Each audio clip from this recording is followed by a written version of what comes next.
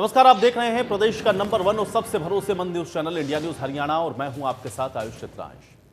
हड़ताल, आंदोलन और धरने के दौरान सरकारी और निजी संपत्ति को नुकसान पहुंचाने वालों पर सरकार शिकंजा कसने की तैयारी कर रही है। दरअसल हरियाणा सरकार अब उत्तर प्रदेश की ही तर्ज पर एक ऐसा कानून लाने की तैयारी में है। नए कानून के तहत सरकार उपद्रवियों से नुकसान की भरपाई करेगी और कयास ये भी लगाए जा रहे हैं कि 5 मार्च से शुरू हो रहे बजट सत्र में सरकार इस विधेयक को ला सकती है। कैबिनेट मंत्री जेपी दलाल ने संकेत ये दिया है, तो वहीं गृह मंत्री अनिल विज पहले से ही इस कानून के समर्थन में हैं। लेकिन अब किसान आंदोलन के बीच में इस कानून की मांग ने एक बार फिर से जोर पकड़ा है। तो सवाल यह है कि नुकसान की भरपाई वाले कानून की राह कितनी आसान है और इस आंदोलन के बीच इस कानून की मांग के आखिर मायने क्या हैं। आज इन्हीं सवालों के साथ बड़ी बहस में खास मेहमानों के साथ चर्चा करेंगे, लेकिन गृह मंत्री अनिल विज और कैबिनेट मंत्री जेपी दलाल की प्रतिक्रियाएं आपको सुनवाते हैं। मैं तो पक्ष में हूँ कि बनना चाहिए। अब विभाग में हम विचार करेंगे इसके ऊपर और जो सबकी राय बनेगी फिर उसके ऊपर कार्रवाई करेंगे।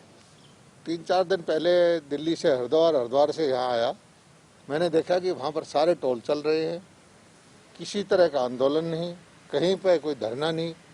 और मुझे पता लगा कि वहाँ पर जो है, अगर सरकारी संपत्ति को कोई 1 रुपये का नुकसान पहुँचाता है तो अपराध भी है और उसकी रिकवरी उससे होती है।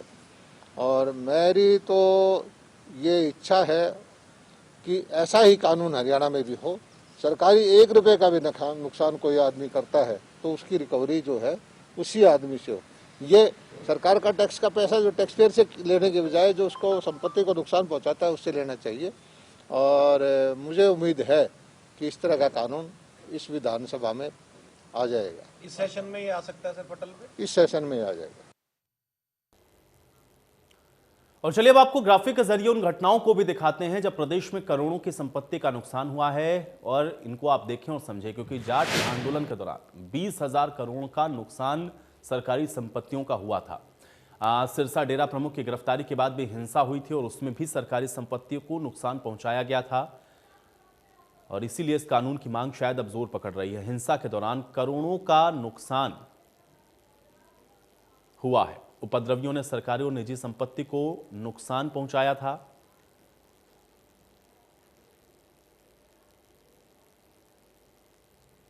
तो यह समझना आपके लिए जरूरी है कि इस कानून की जो मांग है वो जोर पकड़ती हुई क्यों नजर आ रही है। चाहे हम जाट आरक्षण आंदोलन की बात करें या डेरा प्रमुख की गिरफ्तारी के बाद उपद्रव की बात करें, अब कहां है कानून ये भी समझ लें। उत्तर प्रदेश लोक तथा निजी संपत्ति क्षति वसूली अध्यादेश 2020 जो कि उत्तर प्रदेश के अंदर लागू है, इसमें हड़ताल बंद के दौरान नुकसान करने वालों से भरपाई का प्रावधान है। एफआईआर के बाद 3 महीने के अंदर वसूली का कानून है, और जो उपद्रवी सरकारी संपत्ति को नुकसान पहुंचा रहा है उसी से ये वसूली की जाती है, और इसके लिए बाकायदा कानून उत्तर प्रदेश के अंदर बना हुआ है। और यही बात अब हरियाणा के अंदर भी इसी तरीके के कानून को लागू करने को लेकर के हो रही है। गृह मंत्री अनिल विज की तरफ से इसको लेकर के पहले ही ये कहा गया था कि वो चाहते हैं कि उत्तर प्रदेश की तर्ज पर यह कानून हो, और अब अन्य मंत्रियों की भी तरफ से इसी तरीके की बातें कही जा रही हैं। अब सवाल इसी बात को लेकर के है कि आखिर किसान आंदोलन के बीच में विरोध प्रदर्शन और धरना जो चल रहा है, उन सब के बीच में इस तरीके की कानून की मांग का जोर पकड़ना, इसके मायने क्या हैं, और क्या हरियाणा के अंदर भी उत्तर प्रदेश की ही तर्ज पर इस तरीके का जो कानून वो बनेगा। तो आज की बड़ी बहस को आगे बढ़ाएं उससे पहले आज के अहम सवाल उस पर भी एक नजर डाल लेते हैं। पहला सवाल आज की बड़ी बहस का यह है कि उपद्रवियों से वसूली पर क्या हरियाणा में कानून बनेगा, क्योंकि गृह मंत्री सरीखे और कई मंत्री इस बात को अब कह रहे हैं। दूसरा सवाल यह है कि आंदोलन के बीच में वसूली वाले कानून की जो मांग है आखिर उसके मायने क्या है। तीसरा सवाल यह है कि नुकसान की भरपाई वाले कानून की राह कितनी आसान है। ये भी अपने आप में एक बड़ा सवाल है, क्योंकि निश्चित तौर पर इस तरीके के कानून तो जब लाने की बात होती है तब इसको लेकर के जो विपक्ष है उसके विरोध प्रदर्शन के बीच में ही सरकार को इन कानूनों को पारित भी करवाना होता है। आज इन्हीं पर हम चर्चा की शुरुआत करते हैं। फिलहाल 2 मेहमान हमारे साथ जुड़े हुए हैं, उनका परिचय मैं आपके साथ करवा देता हूं। राजेंद्र जादौन जी हमारे साथ जुड़ चुके हैं, वरिष्ठ पत्रकार हैं। राजेंद्र जादौन जी आपका भी बहुत स्वागत है। और मोहम्मद अरशद जी हमारे साथ जुड़े हुए हैं, वकील हैं पंजाब एंड हरियाणा हाईकोर्ट के। मोहम्मद अरशद जी आपका भी बहुत स्वागत है। राजेंद्र जादौन जी, आज मैं आपसे ही शुरुआत करता हूं, क्योंकि अभी हम लोगों ने 2 मंत्रियों के बयान सुना है। स्पष्ट तौर पर उनकी तरफ से ये बात कही गई कि उत्तर प्रदेश के अंदर जो कानून बनाया गया सरकारी संपत्ति को नुकसान पहुंचाने की जो भरपाई है वो उसी शख्स के से की जाए, ये मांग अब हरियाणा के अंदर भी जोर पकड़ती हुई नजर आ रही है। इसके मायने क्या समझ में आ रहे हैं? क्या वाकई में मौके की जो स्थितियां हैं या जो नजाकत है उसको देखते हुए सरकार इस तरीके का फैसला कर रही है, या इसको ब्रॉडर वे में भी आप देख पा रहे हैं कि जरूरत है इस प्रकार के कानून के हरियाणा के अंदर भी? राजेंद्र जादौन जी, आपका कमेंट चाहूंगा मैं इसके ऊपर।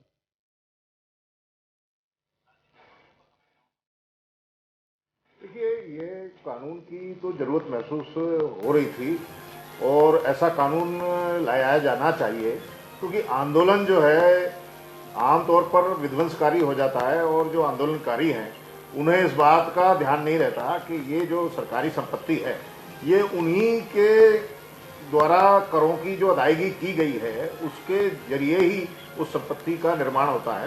तो ये इस तरह से जो आंदोलन का जो संवैधानिक अधिकार है उसको एक मर्यादित और नियंत्रित रखने के लिए इस कानून की बड़ी भारी जरूरत है।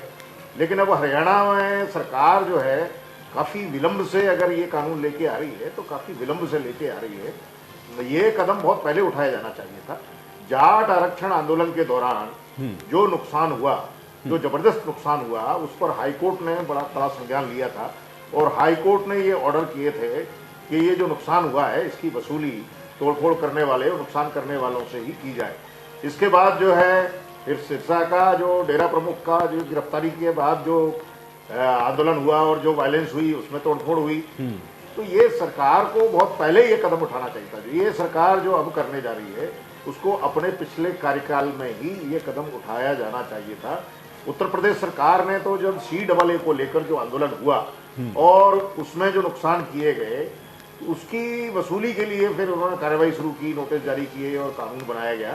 तो इसकी बड़ी जरूरत है कि ये संवैधानिक अधिकार है आंदोलन का, तो शांतिपूर्ण तरीके से अभी जो है किसान आंदोलन कर रहे हैं, अगर उसमें लाल किले की घटना को निकाल दिया जाए तो काफी संयमित चल रहा है।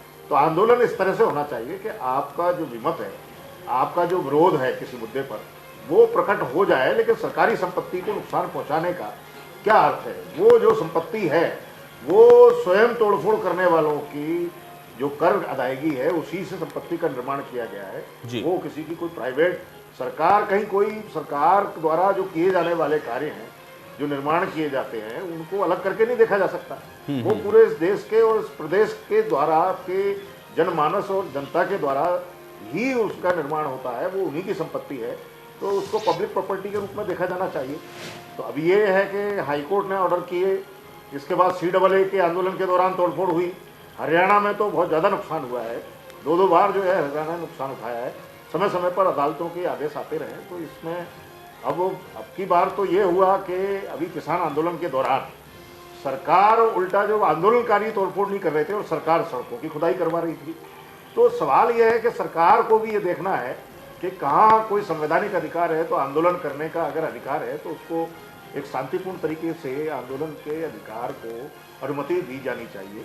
और सरकार ने पहल की है तो ठीक है, इसको जो है उचित प्रावधान की तरह और कानून लागू करने में बहुत सावधानियां भी होनी चाहिए।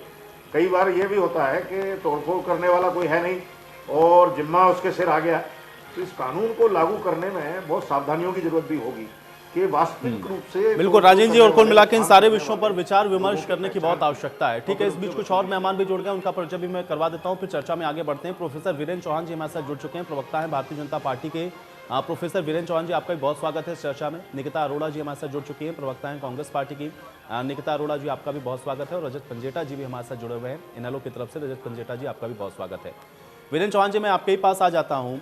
उत्तर प्रदेश की तर्ज पर ही अब हरियाणा के अंदर भी जो संपत्ति, खासतौर से सरकारी संपत्ति को अगर कोई नुकसान पहुंचा रहा है तो उसी से वसूली की जाए, इस तरह के कानून को लाने की मांग अब जोर पकड़ती हुई नजर आ रही, क्योंकि गृह मंत्री और कई मंत्रियों की तरफ से इस बातों को कहा गया है। क्या समझा जाए और क्या मायने हैं इसके? देखिए, जो सार्वजनिक संपत्ति है, पब्लिक प्रॉपर्टी जिसको आप कहते हैं, वो हम सब की साझी संपदा है।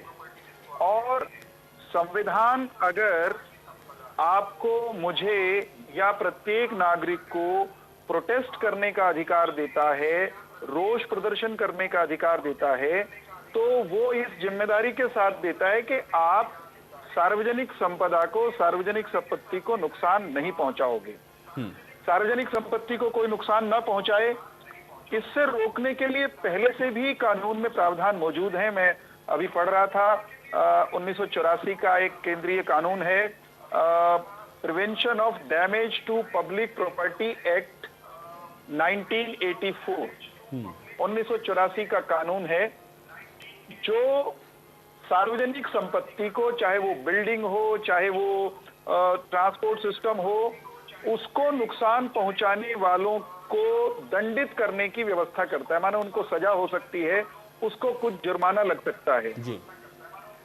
नई व्यवस्था की जो बात है वो इसलिए आ रही है कि कुछ लोग उस कानून के प्रावधान के बावजूद इस तरह की हरकतों से बाज नहीं आ रहे, वे ध्यान नहीं रखते हैं। उनको लगता होगा कि उस कानून के रास्ते, उस कानून में बचकर निकलने के या कम नुकसान में, कम सजा में बड़ा उत्पाद करने के अवसर मिल जाते हैं। तो उत्तर प्रदेश ने यह प्रयोग किया है और इसको सब लोगों ने सराहा भी है कि जो व्यक्ति, जो नागरिक यह जानते हुए भी कि पब्लिक प्रॉपर्टी को नुकसान नहीं पहुंचाया जाना है, कानून में प्रावधान है वो सबकी संपत्ति है, ये जानते हुए भी जो व्यक्ति सार्वजनिक संपत्ति को नुकसान पहुंचाता है उसको केवल कारावास की सजा दे करके क्यों बच के जाने दिया जाए, उसको केवल थोड़ा या ज्यादा फाइन लगाकर बच के क्यों जाने दिया जाए। क्यों ना ये व्यवस्था कर दी जाए कि जो नुकसान उस व्यक्ति की हरकतों के कारण, उसके कुकृत्य के कारण होता है, उस व्यक्ति से उस सारे नुकसान की भरपाई करवाई जाए। उस व्यक्ति की संपत्ति बेच करके वसूली कर ली जाए। जब ये तय हो जाएगा साहब कि आप अगर गलत काम करेंगे, आप पब्लिक प्रॉपर्टी को फूकेंगे, तोड़ेंगे, जलाएंगे, तो फिर 2 रोज बाद आप अपनी व्यक्तिगत संपत्ति को बिकता हुआ पाएंगे उस नुकसान की भरपाई के लिए। तो लोग इस तरह के गलत कामों से बचेंगे। निकिता अरोड़ा जी, जरूरत है इस तरीके के कानून की? लोग कह रहे हैं इस कानून की आवश्यकता सब निकिता अरोड़ा जा रही है। हरियाणा के अंदर ऐसे कानून की आवश्यकता देखती हैं आप? शामिल करने के लिए जैसा कि वीरेंद्र जी ने अभी बहुत करेक्टली हमारे जो है व्यूअर्स को बताया है कि ये एक एक्ट ऑलरेडी लागू किया गया है केंद्र की तरफ से, जिसका नाम है the prevention of damage to public properties act 1984, जिसके तहत जो भी पब्लिक प्रॉपर्टी को डैमेज करता है उसको 6 से 10 साल की कैद हो सकती है और 7 से जुर्माना हो सकता है। बाकी आए इस प्रस्ताव के ऊपर मैं ये सवाल मैं पूछना चाहूँगी। 2 सवाल हैं मेरे। एक कि जो नेशनल हाईवे की जो तोड़ाफोड़ी अभी हमारी जो राज्य की सरकार है उन्होंने करी, वो गैर कानूनी तौर पे की गई थी। वो आरटीआई में हम पूछा गया था, किसी ने, एक आरटीआई एक्टिविस्ट ने पूछा था कि किसकी परमिशन से ये नेशनल हाईवे तोड़ा गया। तो उसमें साफ तौर पे निकल के आया कि एक गैर कानूनी काम हुआ है सरकार की ओर से। तो मैं पहले तो ये पूछना चाहूंगी कि अगर आप ये कानून लेके आते हैं तो क्या माननीय मुख्यमंत्री जी हमारे मनोहर लाल खट्टर जी और उप मुख्यमंत्री जी दुष्यंत चौटाला जी, क्या इस तोड़ाफोड़ी का जो भी है क्या वो भरपाई करेंगे इसकी? और दूसरी बात मैं ये जानना चाहती हूँ कि 2017 में डेरा सच्चा सौदा ने पब्लिक प्रॉपर्टी को डैमेज किया था और पंजाब और हरियाणा हाई कोर्ट ने ये एक रूलिंग करी थी जिसमें उन्होंने कहा था कि कितने भी जो भी डैमेजेस हुए हैं और जो लॉसेस हुए हैं वो डेरा से लिए जाए। मैं बताना चाहूंगी हमारे व्यूअर्स को कि आज 3 से अधिक साल हो गए हैं इस बात को और अभी तक 1 भी रुपया इस सरकार ने वसूला नहीं है डेरा से। तो ये क्यों नहीं किया गया? अब ये कानून लेके आते हैं तो ये क्या इंश्योर करेंगे कि हम रिकवर कर पाएंगे लोगों से डैमेजेस? मुझे नहीं लगता कि ये कानून किसी तौर पे काम में आएगा। वीरेंद्र जी आप जवाब दीजिएगा। एक बार निकिता जी की बात कंप्लीट हो जाओ। निकिता जी, मेरा सवाल ये, ठीक है आपने सवाल पूछ लिया, वीरेंद्र जी उसका जवाब देंगे, मैं उनसे इसका जवाब ले लूंगा, लेकिन कांग्रेस पार्टी क्या फेवर में है किस तरीके का कानून हो हरियाणा के अंदर? आवश्यकता मानते हैं मौजूदा स्थिति को देखते हुए? देखिए वही है, कभी भी कोई भी कानून आप लेके आए उसको अच्छे से सूझबूझ से अगर आप लेके आए तो वो उसका डेफिनेटली, देखिए हम भी ये नहीं चाहते कि कभी भी कोई किसी भी आंदोलन में ऐसा कुछ हो जिससे जो पब्लिक प्रॉपर्टी को किसी भी तरह का कोई नुकसान पहुंचे। वो हम भी चाहते हैं, ऐसी बात नहीं है। बट यहाँ पर बात यही आ जाती है कि बीजेपी कोई भी कानून लेके आती है वो कभी भी सूझबूझ से नहीं लेके आती। तो मेरे और भी मैं प्रश्न पूछना चाहूंगी। नहीं निकिता जी, चलिए बेहतर है ना, पहले ही चर्चा होनी शुरू हो गई, कम से कम बहुत सारे सुझाव ऐसे हैं जो पहुंच जाएंगे वहां तक, और ये जरूरत है। ठीक है, ये आपने मान लिया। पंजेटा जी, रजत पंजेटा जी, एक कमेंट में आपका चाहूंगा, मौजूदा दौर को देखते हुए क्या इस तरीके के कानून की आवश्यकता हरियाणा के अंदर आप देखते हैं? आयुष जी, पहले तो आप ना प्लीज ऑडियो थोड़ा चेक कराइए।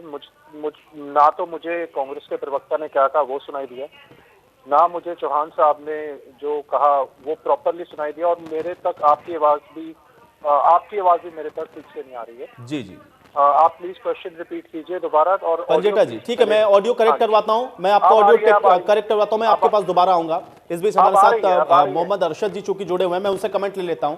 मोहम्मद अरशद जी, आप तो एक वकील हैं, बताइए आवश्यकता है क्या इस तरीके के कानून की?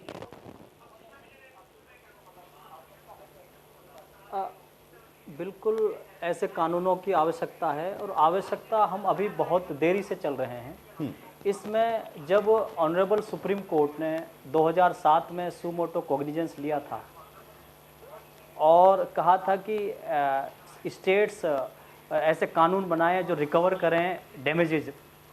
दूसरा तब हुआ जब 2009 में ऑनरेबल सुप्रीम कोर्ट ने सारे स्टेट्स को, सारे राज्यों को डायरेक्शंस इशू की थी कि इस पर एक कानून होना चाहिए और स्टेट वाइज। उसके बाद क्या हुआ, क्योंकि ये मामला हरियाणा से जुड़ा हुआ है, 2017 में जी हम खुद गवाह हैं उस चीज़ का। 2017 में ये honourable high court, Punjab and Haryana high court के सामने ये मामला आया, और जो कि मामला है गुरमीत राम रहीम कन्विक्शन के ऊपर। तो उसमें आदेश एक पारित किया था कि जितना भी नुकसान हुआ है कन्विक्शन के दौरान, तो सारा गुरमीत राम रहीम के प्रॉपर्टी से वसूला जाए। लेकिन वो मैटर अभी भी पेंडिंग है, और उसमें एक लीगल क्वेश्चन एक पैदा हुआ, उत्पन्न हुआ, क्या डैमेजेस को रिकवर कर सकते हैं कन्विक्टेड पर्सन से, जो भी पेंडिंग है। मेरे ख्याल से ये कानून आया है, लेकिन बहुत देर हो गई हमें ऐसे कानूनों को लाने में जी, क्योंकि 1984 में एक पैरेलल कानून आ चुका था, और उसी से अब 1984 के बाद ये कानून आ रहा है। इसका हमें वेलकम करना चाहिए, और कुछ खामियां होंगी, कुछ सजेशंस होंगे, तो लीगल फैटर्निटी को ये मंजूर है इन चीज़ों को, और वकीलों की सलाह, कोर्ट के एग्जामिन, ये चीज़ें बाद की बात है। जब पटल पर आएगा विधानसभा के ये कानून, क्या खामियां होंगी इसमें, क्या इसके मेरिट्स होंगी, क्या डीमेरिट्स होंगी, ये बाद के विषय हैं। पंजेटा जी, क्या आपको आवाज मिल रही है क्लियर?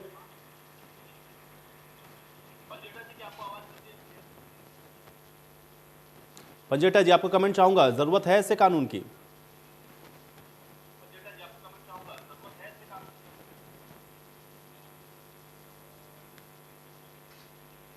चलिए, पंजेटा जी तक शायद मेरी आवाज अभी भी नहीं पहुंच रही है। वीरेंद्र चौहान जी क्या कहना चाह रहे हैं, जवाब भी देते चले निकिता जी की बात का। देखिए, एक कानून केंद्र का एग्जिस्ट करता है, निकिता जी ने माना वो कानून है, उस कानून में खामियां हैं, यानी वो कानून अगर पर्याप्त होता तो लोग पब्लिक प्रॉपर्टी को प्रदर्शनों के दौरान, रोष प्रदर्शन के दौरान नुकसान पहुंचाने से बाज आते। गाहे बगाहे आजकल, पिछले 2 साल पहले, 4 साल पहले, 10 साल पहले, सरकार ABC किसी की भी रही हो, कोई ना कोई आंदोलन, धरने, प्रदर्शन होते रहते हैं, और उसमें इस तरह से पब्लिक प्रॉपर्टी को डैमेज करने की घटनाएं होती रहती हैं। उन घटनाओं पर, उस तरह की घटनाओं पर अंकुश लगाने का कोई कानूनी प्रावधान होना चाहिए, और सख्त और बेहतर प्रावधान होना चाहिए। यह सोचकर उत्तर प्रदेश ने एक प्रयोग किया, और उत्तर प्रदेश का वो प्रयोग, आपको ध्यान होगा, वो CAA के खिलाफ जो प्रदर्शन हो रहे थे और उसमें सार्वजनिक संपत्ति को नुकसान पहुंचाने की जो घटनाएं हो रही थी, उसकी पृष्ठभूमि में उभर करके सामने आया कि जो व्यक्ति, जो नागरिक ऐसा काम करे कि वो पब्लिक प्रॉपर्टी को डैमेज करे, उसको रोकने का एक बेहतरीन तरीका यह है जिम्मेदारी तय करना। तुमने अपराध किया है, तुम्हारी संपत्ति से उसकी रिकवरी की जाएगी। अब ये बहुत कारगर सा, जेन्युइन, लॉजिकल, रीजनेबल सुझाव है। उसका स्वागत करने के बजाय कांग्रेस की प्रवक्ता निकिता जी अगले सवाल पर आ गई कि सड़क खोदकर अगर आंदोलनकारियों को रोकने के लिए अवरोधक बनाए गए तो उसकी रिकवरी किससे की जाए? रुक जाइए निकिता जी, बीच में मत बोलिए, बीच में मत बोलिए आप, ये गलत तरीका है, ये गलत तरीका है। निकिता जी सुन लेते हैं, निकिता जी सुनते हैं। आप बोलिए, आप बोलिए। नहीं, निकिता जी आपका सवाल उन तक पहुंच गया, देखिए उनका जवाब भी आना जरूरी है। वो गैर तरीके से आया जो आरटीआई। अगर इनको ही बोलना है तो मेरी बारी में ये कोई तरीका है क्या? निकिता जी सुन लीजिए, निकिता जी सुन लीजिए। सही से जवाब देंगे तो कोई बात नहीं। आप सुनेंगे नहीं तो कैसे जवाब? सुनो, जवाब सही है गलत का फैसला कौन होती है करने वाली? बीच में बोलने वाली कौन है आप बीच में बोलने वाली कौन है मेरी बारी में? मैं हूँ। अगर आप गलत आप हैं कौन बीच में बोलने वाली मेरी बारी में? ठीक है निकिता जी थोड़ा सा धैर्य रखें। निकिता जी देखिए सुनना पड़ता है यहाँ पर, सुन लीजिए। आपने सवाल पूछा, उन्होंने सुना, अब आप उसका जवाब सुनिए। कुछ तो प्रजा रखिए, व्यवहार ठीक रखिए अपना। आपके पास आप सुन लीजिए, आप चुपचाप ना करे तो अच्छा ही है। आप चुपचाप सुनिए, अपनी बारी में बोल लीजिएगा। मैंने आपकी बारी में कुछ कहा था क्या? मैं सिर्फ ये कहना चाहता हूं कि जो लॉजिकल, रीजनेबल, तर्कपूर्ण सुझाव आ रहा है कि ऐसा कानून शैतानी करने वाले प्रदर्शनकारियों, पब्लिक प्रॉपर्टी की आगजनी या तोड़फोड़ में उसको हानि पहुंचाने वाले नागरिकों से उनकी प्रॉपर्टी बेचकर वसूली करने का प्रावधान होना चाहिए, इसका स्वागत करने के बजाय कांग्रेस की प्रवक्ता ने आपके चैनल पर बैठकर बेतुके प्रश्न उठाए, आगे की बात करनी शुरू कर दी। सुन लीजिए, बीच में मत बोलिए, बीच में मत बोलिए निकिता जी, मैं बता रहा हूं कैसे बेतुके हैं, मैं बता रहा हूं। सुन लेते हैं निकिता जी, उन्होंने बेतुका कहा है तो उनको बताना पड़ेगा ना ये बेतुका कैसा है। निकिता जी सुनना पड़ेगा, निकिता जी सुनना पड़ेगा, जरा समझते हैं ना बेतुका कैसे है। बीच में मत बोलिए आप ये प्रजातांत्रिक तरीका नहीं है। मैं सिर्फ ये कह रहा हूं आपका अरे सुनिए निकिता जी, बहुत हो गया, बहुत धक्केशाही हो गई। निकिता जी ऐसे तो किसी का जवाब नहीं आएगा। निकिता जी ऐसे ना आपकी बात का जवाब आएगा ना फिर वीरेंद्र जी की बात का जवाब आएगा, फिर अब मैं किसी और प्रवक्ता को कोई समय दूंगा तो वीरेंद्र जी उनको भी डिस्टर्ब करेंगे। ऐसा नहीं होता, एक एक करके सब लोग बोलते रहे तो ताकि समझ में आए ना। आपने उठाए सवाल, उनका जवाब सुनना पड़ेगा ना। और अगर वो बेतुका कह रहे हैं तो उस पर भी आप काउंटर करिएगा, मैं आपको समय दूंगा, आप बताइएगा कि आपके सवाल बेतुके नहीं है, या यहाँ पे वीरेंद्र जी बताएंगे कि उन्होंने बेतुका क्यों कहा है। दोनों चीजें क्लैरिफाई होंगी ना, इसलिए थोड़ा धैर्य रखें। निकिता जी आराम से बैठे, थोड़ा सुने पहले, ठीक है। निकिता जी देखिए सुनना पड़ेगा, उसके लिए सुनना पड़ेगा, दोनों लोग एक दूसरे को डिस्टर्ब करना है। संयम होना चाहिए चौहान साहब, संयम तो होना चाहिए सुनने का। मैं ये कह रहा हूं कि एक तर्कपूर्ण कानून लाने की बात हो रही है, दंगाइयों से, बलवाइयों से, आगजनी करने वालों से रिकवरी की बात की जा रही है, उसकी व्यवस्था होनी चाहिए, उसका तो स्वागत कर देती निकिता जी। क्या आप दंगाइयों की तरफ खड़ी हैं? क्या आप बलवाइयों की तरफ खड़ी हैं? क्या? तो आप सुनिए तो सही, फिर आप सुनिए।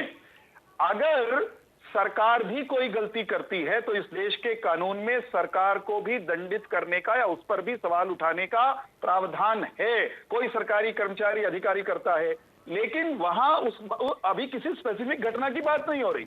बात यह हो रही है कि क्या ऐसा कानून होना चाहिए, ऐसे नागरिक जो गलती करते हैं उनसे वसूली की व्यवस्था होनी चाहिए। आपको दर्द यह है कि आप हमेशा, ये 84 के दंगे याद आ गए मुझे 84 के कानून से, वो पार्टी जो हजारों सिखों के हत्यारों के समर्थन में खड़ी रही, जो लाल किले के दंगाइयों के पक्ष में खड़ी है, वो पार्टी कैसे ऐसे कानून का स्वागत कर देगी? वीरेंद्र जी आपने बताइए कैसे करेंगी आप भीड़, आपने वकीलों की फौज खड़ी कर दी लाल किले के दंगाइयों के पक्ष में, मालूम है आपको? लाल किले के, लेकिन वीरेंद्र जी उनका सवाल अभी भी वहीं पर है। वीरेंद्र जी इसको थोड़ा सा क्लैरिफाई तो करना पड़ेगा, और क्योंकि ये सवाल सिर्फ निकिता जी का नहीं था, राजेंद्र जी भी हमारे साथ जुड़े हुए हैं, वरिष्ठ पत्रकार, उन्होंने भी ये कहा कि अगर आपने भी तो सड़क को खोदा ना, आपने भी तो बहुत सारी चीजें ऐसी हैं जो कि पब्लिक था, पब्लिक के ही पैसे से बनी हुई थी, अगर उसमें व्यवधान किया तो उसकी भरपाई कौन करेगा? मैं उत्तर दे रहा हूं।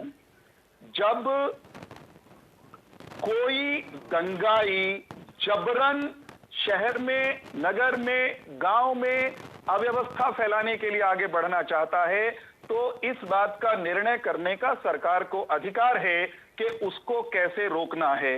उस प्रक्रिया में पब्लिक प्रॉपर्टी को अगर डैमेज होता है तो असल बात तो ये है कि ये वसूली भी उन दुष्टों और शैतानों से करनी चाहिए। ठीक है, ये बहुत ही दुखद बात है। चलिए अब पंजेटा जी ठीक है, देखिए आपने जो सवाल पूछा उसका जवाब वीरेंद्र जी ने दिया। ठीक है निकिता जी, आप इस पर काउंटर करिएगा, लेकिन पंजेटा जी को मैं समय नहीं दे पाया हूँ। पंजेटा जी ठीक है, अब रजत पंजेटा जी को थोड़ा समय दे देता हूँ मैं, थोड़ा उनकी बात को सुनेंगे। ठीक है निकिता जी, मैं आपको समय दूंगा, आप अपनी बात को रखिएगा। रजत पंजेटा जी, इस कानून की आवश्यकता है? बलवाइयों का पक्षधर कैसे हो सकता है? पंजेटा जी सवाल पूछ रहे हैं पूरा देश। पंजेटा जी, लाल किले में हुड़दंगियों के पक्ष में कैप्टन अमरिंदर ने वकीलों की फौज खड़ी कर दी। सूझबूझ से बोलिए, आप यहाँ पर किसानों पर आरोप लगा रहे हैं, उनको दंगाई यहाँ पे बुला रहे हैं वीरेंद्र जी। कौन वो लोग हैं जिनके पक्ष में आपने, आपकी पंजाब की सरकार ने वकीलों की फौज खड़ी की है? वो लाल किले पर, वो लाल किला परिसर में घुस करके तिरंगे का अपमान करने वाले लोग हैं। बोला है कि हमारे किसान भाई दंगाई हैं। किसने कहा? आपने ही अभी कहा, आपने कहा, इसलिए आप जस्टिफाई कर रहे हैं, इसलिए आपने जो दंगाई है, मुझमें दंगाई को दंगाई कहने की हिम्मत है, मुझमें दंगाई को दंगाई कहने की हिम्मत है।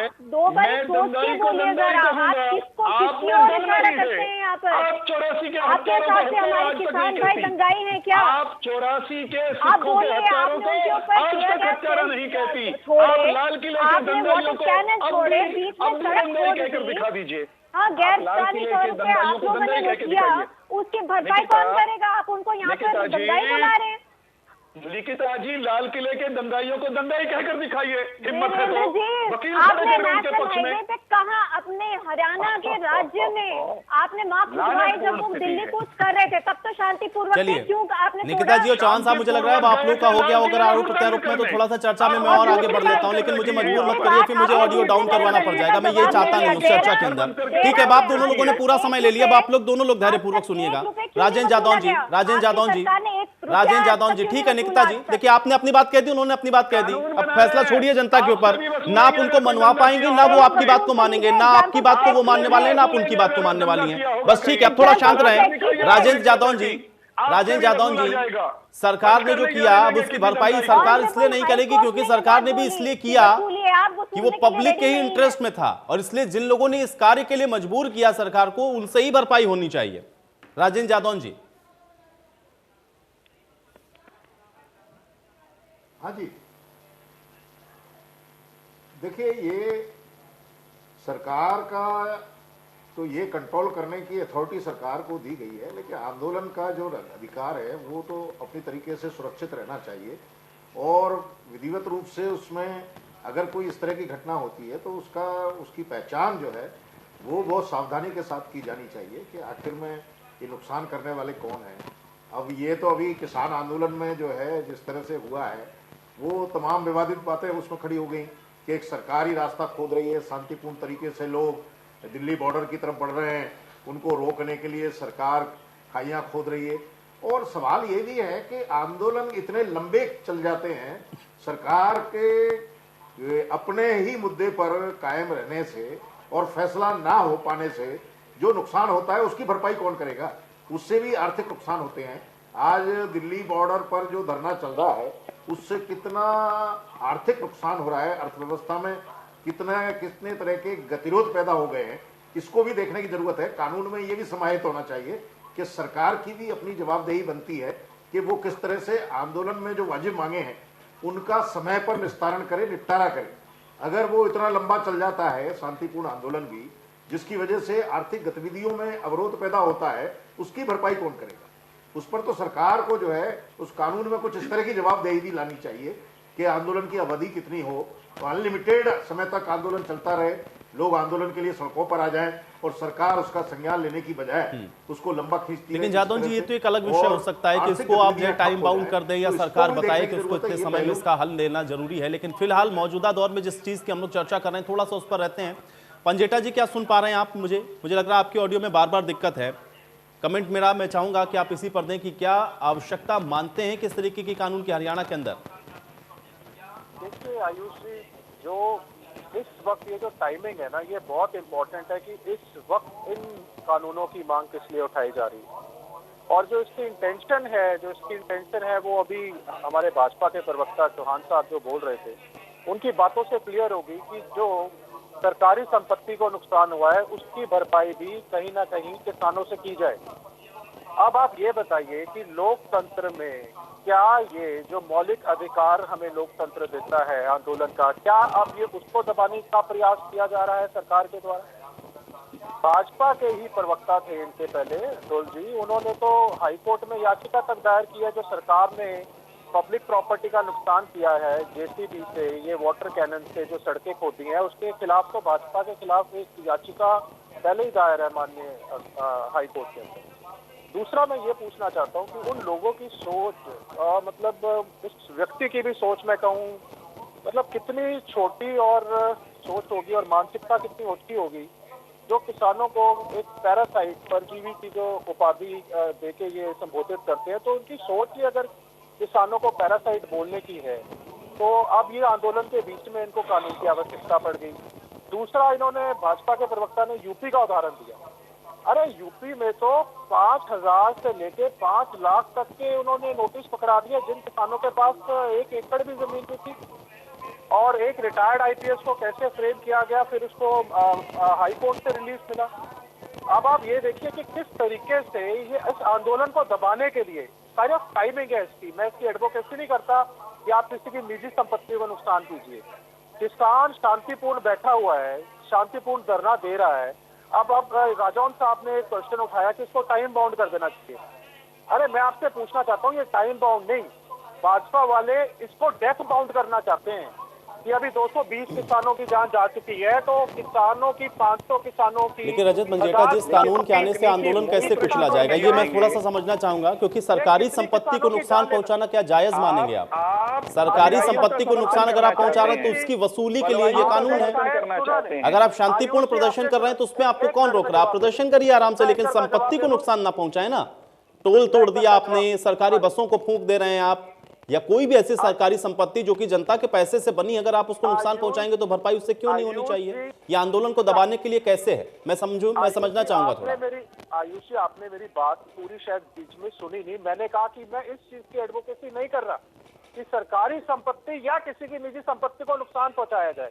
मैं सिर्फ इनकी टाइमिंग, और जो भाजपा के प्रवक्ता ने भी कहा है कि जो हरियाणा सरकार ने जो खड्डे खुदवाए किसानों को रोकने के लिए, उसकी भरपाई भी किसानों से करनी चाहिए। मैं इस बात का जवाब दे रहा हूँ। यानी इनकी मंशा ये क्लियर हो जाती है कि ये कहीं ना कहीं इस कानून को इसलिए लाना चाहते हैं कि जो किसानों के ऊपर झूठे मुकदमे करके किसानों को दबाया जा सके, इस आंदोलन को दबाया जा सके। ये एक प्रयास, ये इनकी एक जो इंटेंशन है ना, ये सामने आ रही है। और इन्होंने खुद बोला है, अभी इन्होंने खुद बोला है इस बात को, मैंने नहीं कहा, इन्होंने खुद बोला है। मैं उत्तर दे दूं आपसे जवाब। आपने कई तरह से उस बात को घुमा घुमा के कह दिया। ठीक है वीरेंद्र जी, जवाब दे दीजिए। जादौन साहब को और पंजेटा जी को मैं ये कहना चाहता हूं कि लोकतंत्र और संविधान हमको प्रदर्शन करने का, रोष प्रकट करने का अधिकार देता है। वह हमें सार्वजनिक संपत्ति को आग के हवाले करने या तोड़ने का हक बिल्कुल भी नहीं देता। 1 मिनट सुन लीजिएगा। आप शांतिपूर्ण तरीके से प्रदर्शन करिए, देश की सरकार भी आपको नहीं रोकेगी, और कोई सरकार रोकने की कोशिश भी करे तो देश का संविधान आपके पक्ष में खड़ा है, देश की सर्वोच्च अदालत आपके पक्ष में खड़ी है।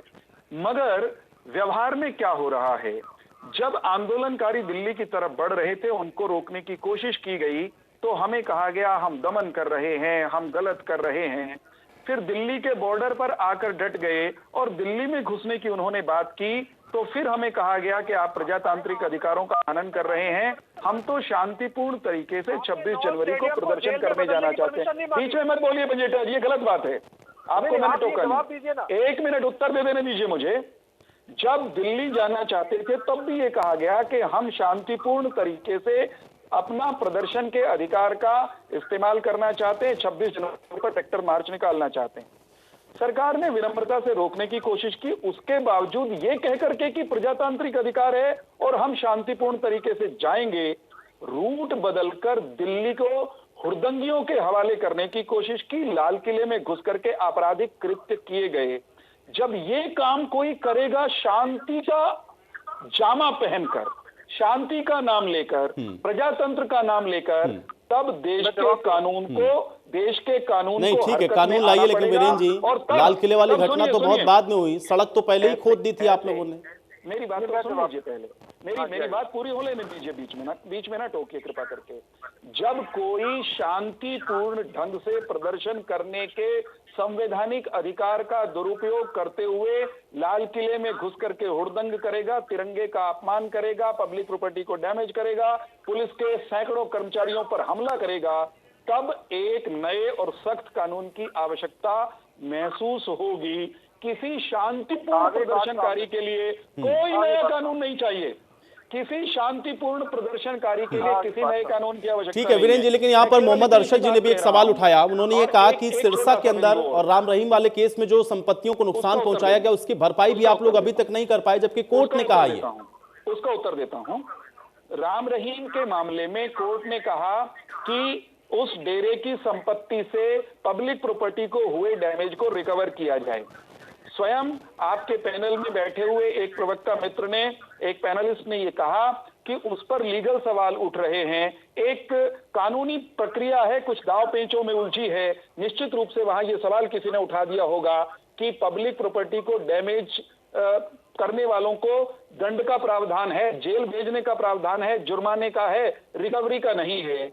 ऐसी रिकवरी का लीगल प्रोविजन अगर हो जाता है तो फिर चाहे किसी राम रहीम के चेलों ने गड़बड़ की हो, ठीक है। या अब चौहान जी, मैं अरशद जी से ही समझ लेता हूँ। मोहम्मद अरशद जी, क्या यही चीज है? क्या कोई कानून नहीं है, इस वजह से नहीं हो पा रही रिकवरी, या कोई और वजह देखते हैं? मोहम्मद अरशद जी, कानून का प्रावधान वीरेंद्र जी, अब मैं मोहम्मद अरशद जी से इस पर जवाब चाहता हूँ। मोहम्मद अरशद जी, मुझे बताएं क्या है कानून के अंदर? क्या ये है कि कोई कानून है नहीं इसलिए रिकवरी नहीं हो पा रही है? ये बिल्कुल ठीक है, क्योंकि जब ये मैटर चला, मामला चला और दिन प्रतिदिन इसकी सुनवाई हुई, तो ये एक क्वेश्चन राइज हुआ, लीगल क्वेश्चन, क्या डैमेजेस को रिकवर कर सकते हैं या नहीं कर सकते।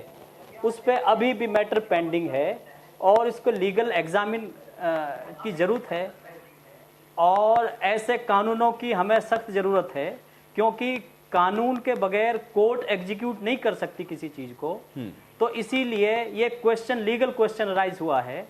तो मेरा मानना है कि अगर ये कानून आ जाता है तो ये कानून उस केस पे भी लागू होगा जी, और रिकवरी जो 118 करोड़ के आसपास जो रिकवरी बताई गई है वो निश्चित तौर पे होगी। मैं किसी पार्टी और किसी विशेष इंसान की तरफदारी नहीं कर रहा हूं, ये सिर्फ एक कानूनी जो प्रक्रिया होती है मैं उसको आपके चैनल के माध्यम से बताना चाहता हूं। जी जी, चलिए अरशद जी, आपने बढ़िया बात कही है। एक एक करके कमेंट और में लेता हूं। रजत पंजेटा जी क्या कहना चाह रहे हैं? निकिता जी, मैं इसके बाद आपके पास आऊंगा। पंजेटा जी, चौहान जी ने अभी अभी ये कहा कि जो लाल किले में घटना हुई उसके लिए ये कानून आने चाहिए। मैं कोई स्पेसिफिक बात नहीं कर रहा, रजत जी घुमाइए मत। कोई बात नहीं, दंगाइयों बलवाइयों से रिकवरी के लिए कानून चाहिए कि नहीं, सीधा सा जवाब दे दीजिए। कोई बात नहीं, बोलने आप तो स्पेसिफिक्स में उलझना चाहते हैं। अब ये मेरी टर्न है ना, आपकी टर्न पर गुमराह तो मत करिए ना। कोई बात नहीं, कोई बात नहीं। आयुष जी, क्या आप मुझे ये बताइए, जो पुलिस द्वारा किसानों की गाड़ियों के शीशे तोड़े गए, ट्रैक्टरों को नुकसान पहुंचाया गया, उनकी संपत्ति का नुकसान किया गया, लाल किले में किसी किसान के पास भी, जो भी वो गए, मैं किसी की एडवोकेसी नहीं कर रहा, किसी के पास हथियार नहीं था, लेकिन आज वीडियो है सोशल मीडिया पे जहां पुलिस वालों ने लाल किले में गोलियां चलाई, किसानों के पैरों में, पटों में गोलियां लगी हैं, उनकी थाइज में। क्या उसकी भरपाई कौन करेगा? अगर गोली चलाई तो पुलिस चलाती है, किसान निहत्था जाता है, उनके ट्रैक्टर तोड़े जाते हैं तो उनका नुकसान किया जाता है, उनके ट्रैक्टरों की हवा निकाली जाती है, उनकी गाड़ियों के शीशे तोड़े जाते हैं। ये सारे वीडियो सोशल मीडिया पे हैं। इसकी भरपाई भी इनको करनी पड़ेगी। नवरीत, एक किसान का लड़का जो ऑस्ट्रेलिया से आया था, उनके घर वाले आज भी कहते हैं कि उसकी पुलिस वालों ने गोली मार के हत्या करी है, जबकि पोस्टमार्टम रिपोर्ट में सब कुछ जानते हुए गुमराह कर रहे हैं। अजय पंजेटा जी, भाई देखिए इस तरीके से तो आप पूरी व्यवस्था पर ही सवाल खड़े कर देंगे। आपके पास कोई प्रमाण नहीं है। सवाल ये भी होगा ना कि लाल किले तक गए क्यों, ट्रैक्टर टूटने की नौबत आई क्यों, ये सवाल उसी से पूछा जाएगा ना जिसने इस तरीके की परिस्थितियों को बना दिया वहां पर। नहीं पंजेटा जी नहीं, निकिता जी क्या कहना चाह रही थी? एक बार खत्म कर देने दीजिए, खत्म करने दीजिए। जिस चीज का प्रमाण नहीं है आप देश को गुमराह करेंगे। अरे वीडियोस है उसके भी, आप सोशल मीडिया में पंजेटा जी भाई वीडियो की ऑथेंटिसिटी क्या है? वीडियो उसी जगह का है, उसी वक्त का है, उसी शहर का है, इसको कौन निर्धारित करेगा? और सोशल मीडिया पे तो न जाने क्या क्या कंटेंट है, बहुत सारा कंटेंट तो ऐसा है जो कि आपको ऐसा दिखा दिया जाएगा कि आपको लगेगा कि मानो कि इस देश के अंदर पता नहीं क्या हो रहा है। तो उसकी ऑथेंटिसिटी भी आपको यहाँ पे भी प्रूव करनी पड़ेगी। आप जिम्मेदारी लेंगे कि आप पूरी जिम्मेदारी के साथ कह रहे हैं कि वो वीडियो एकदम ऑथेंटिक है जो आपने देखे हैं। ऐसे नहीं होता पंजेटा जी, देखिए उसका सर्टिफिकेट लेके बैठना पड़ेगा, फिर वीडियो तो न जाने क्या क्या है। 11 बजे उन रूटों ठीक है निकिता जी, निकिता जी, निकिता जी बैरिकेडिंग कर देते हैं। किसान पहले भी शांति से बैठा था, राजनीति से ऊपर उठकर देश नीति की बात कर लीजिए। देश को चाहिए कानून। वीरेंद्र सिंह जी से एक सवाल पूछना चाहते हैं। बैठे ये जो भाषण दे रहे हो ना, ये आप सुरक्षित बैठे हो, ये किसान का लड़का जो सरहद पर हमारे देश की रक्षा कर रहा है। किसको गुमराह? ठीक है पंजेटा जी किसान की बात करिए, लेकिन ऐसे वीडियोस की बात मत करिए जिसकी कोई ऑथेंटिसिटी नहीं है। या तो उसको साबित करिए, उसको ले जाइए, उनको लैब में ले जाइए, उसको साबित करिए कि हाँ ये वीडियो ऑथेंटिक है, देखिए पुलिस ने गोली चलाई है, उसको साबित करना पड़ेगा। और बिना साबित किए आप ऐसी बातों को या ऐसे तथ्यों को न रखें जिससे जनता भ्रमित हो। रजत जी बहुत पुराने प्रवक्ता हैं, थोड़ा सा इतनी उम्मीद मैं आपसे करता हूँ, कितना ख्याल आप रखेंगे। निकिता जी को आप बोल लेने दें। निकिता जी तो मैं ये कह रही थी, जैसे रजत जी ने बहुत करेक्टली ये चीज पॉइंट आउट करी है कि ये कानून लाने की जो टाइमिंग है वो डेफिनेटली आप उस पर प्रश्न चिन्ह उठता है, क्योंकि यहाँ अगर हम डेरा सच्चा सौदा वाला केस ही देखें, 2017 में हुआ था ये केस, और माननीय हाईकोर्ट, पंजाब हरियाणा हाईकोर्ट ने ये रूलिंग करी भी कि आप इनसे रिकवरी करिए। तो अब जैसे लीगल प्रोसेसेस चल रहे हैं, तब इस सरकार को तब क्यों नहीं सूझा कि हम उस टाइम एक ऑर्डिनेंस ले आए और हम भरपाई कर पाए। ऐसे समय में क्यों, जब हमारे किसान भाई एक बहुत ही शांतिपूर्वक तरीके से 2-2.5 महीने से बैठे हैं, इन्होंने तो गड्ढे खोद दिए जिसका ये जवाब नहीं देना चाह रहे कि उसकी भरपाई कौन करेगा। दूसरी बात ये है कि देखिए कुछ बहुत ही प्रैक्टिकल सवाल मैं यहाँ पूछना चाहूंगी, राजनीतिक सवाल नहीं है ये, बट आप देखिए कि जब भी कोई भी किसी तरह का आंदोलन होता है तब उसमें हर तरह के लोग शामिल होते हैं, राइट। और अगर कोई ऐसा इंसान पाया जाता है जिसने कुछ किसी तरह का तोड़फाड़ करी हो, तो वो बेसिकली बहुत ही एक सोशली और इकोनॉमिकली बैकवर्ड क्लास से आता है, जिनके पास कोई आमदनी नहीं होती, कोई रेगुलर सैलरी नहीं होती, अनएम्प्लॉयड होते हैं और ना ही उनके पास कोई प्रॉपर्टी होती है। तो इन केस अगर आप उनको पकड़ लेते हैं और उनको सजा होती है prevention of damage and public properties act 1984 के तहत, तो आप ऐसे इंसानों से कैसे भरपाई करेंगे? आप कैसे आइडेंटिफाई करेंगे? और मतलब उसके पास कुछ है ही नहीं देने को, तो आप कैसे? नहीं निकिता जी, इसी पर तो चर्चा होगी ना भाई, कानून आएगा तो उसके उनके इन पॉइंट्स पर तो चर्चा होगी ना कि आप कैसे करेंगे। ये बात आप, ये पॉइंट आपका बिल्कुल वैलिड है, लेकिन ये उस केस में भी लागू होता है कि अगर नहीं भी होगा तब भी आप जुर्माना कैसे वसूल लेंगे? लेकिन जो कर सकते हैं, जो पब्लिक प्रॉपर्टी को नुकसान ही पहुंचाते हैं और उनके पास है संपत्ति की, उनसे भरपाई की जाए तो क्यों नहीं होना चाहिए? प्रोफेसर वीरेंद्र चौहान जी, अलग बात है, डैमेज रिकवर करना एक पब्लिक प्रॉपर्टी का, वो एक अलग बात होती है। यहाँ पे करोड़ों की संपत्ति का डैमेज हम बात कर रहे हैं। नहीं बिल्कुल ठीक है, जितना हो सकता मैक्सिमम उतना तो हो। जब लोगों के अपने घर संपत्ति बिकेंगी तो उस डर से कम सरकारी संपत्ति को तो नुकसान नहीं पहुंचाएंगे ना, ये डर भी तो कानून का होना चाहिए। वीरेंद्र जी एक बार निकिता जी रुके तो निकिता जी अब थोड़ा सा शांत हो जाए, पहले पूरा कर लें, अब जवाब सुन लेते हैं। हाँ, दूसरा एक छोटा मैं एक बार उत्तर दे दूं। निकिता जी मेरी बारी शुरू हो गई काफी देर पहले। मैं ये कह रहा हूँ, मैं ये कह रहा था, एक सेकंड वीरेंद्र जी सुन लेते हैं। निकिता जी बहुत जल्दी से, शिष्टाचार कहाँ गया? डिबेट का शिष्टाचार कहाँ गया? मैं तो बहुत शिष्ट हूँ जी, लोग देख रहे हैं मुझे। आप फिर उसके बाद आप मेरे को पूछने दीजिए मेरा सवाल, उसके बाद आप जवाब दीजिएगा। दूसरा सवाल ये है कि आपकी सरकार ने, केंद्र सरकार ने एक अमेंडमेंट बिल पास किया था जिसको हम prevention of damage public properties amendment bill कहते हैं, वो लेके आई। उसमें अगर आपकी मंशा इतनी ही साफ है, वो इस एक्ट को ही डाइल्यूट करने की बात उन्होंने क्यों करी? उसमें साफ तौर पे ये लिखा हुआ है कि कोई भी अगर पॉलिटिकल लीडर उसमें इन्वॉल्व हो तो उसके खिलाफ कार्रवाई नहीं होगी। तो इसके ऊपर आपका क्या कहना है वीरेंद्र जी? मैं ये भी आपसे चलिए ठीक है, चलिए मैं जवाब ले लेता हूं। कहते हैं कि ये एक्ट वीक है और पॉलिटिकल लीडर है तो निकिता जी वो तो सबके लिए होगा ना। पॉलिटिकल लीडर सिर्फ भारतीय जनता पार्टी में थोड़ी ना, तो कांग्रेस में भी है, इनेलो में भी है। ये तो सारी राजनीतिक पार्टियों को सोचना है। वीरेंद्र चौहान जी आपकी डिस्कशन में 1 मिनट आप रुक नहीं रही हैं, शिष्टता मुझे सिखा रही थी। चलिए अब निकिता जी अब जवाब कह रहा हूँ, बहुत विनम्रता से कहूंगा, आपकी डिस्कशन में एक बात निकल करके आई कि देश की अदालत ने 2007 में एक अदालत ने कहा कि इस तरह का कानून बनना चाहिए।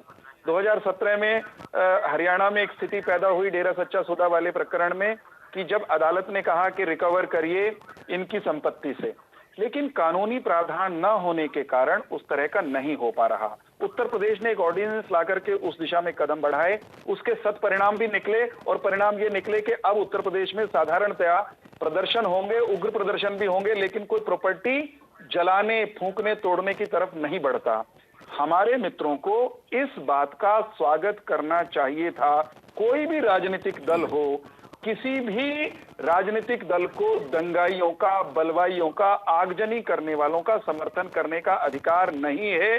संविधान भी इस तरह का अधिकार किसी नागरिक, किसी राजनीतिक दल को नहीं देता। कानून लाने की बात चली है, उसमें खामियां क्या होंगी, उनको दूर कैसे किया जाएगा, ये बहुत बात की बात है, आगे की बात है। आज प्रश्न केवल इतना है कि क्या हम सार्वजनिक संपत्ति को नुकसान पहुंचाने वालों की जिम्मेदारी तय कर उनकी संपदा संपत्ति बेचकर रिकवरी करने के पक्ष में हैं। आप हिंदुस्तान के चलिए वीरेंद्र, जब आपकी इसी बात के साथ चर्चा में यही समाप्त करूंगा। आप सभी का बहुत शुक्रिया अपना समय निकालने के लिए, चर्चा का हिस्सा बनने के लिए। हालांकि कानून कब आएगा ये भी अपने आप में एक बड़ा सवाल है, लेकिन कानून जिस टाइम पर आ रहा है उसको लेकर के जो विपक्षी पार्टियां हैं वो सवाल उठा रही हैं कि आंदोलन को कहीं ना कहीं कमजोर करने की ये साजिश है। आज बड़ी बहस में मेरे साथ फिलहाल इतना ही।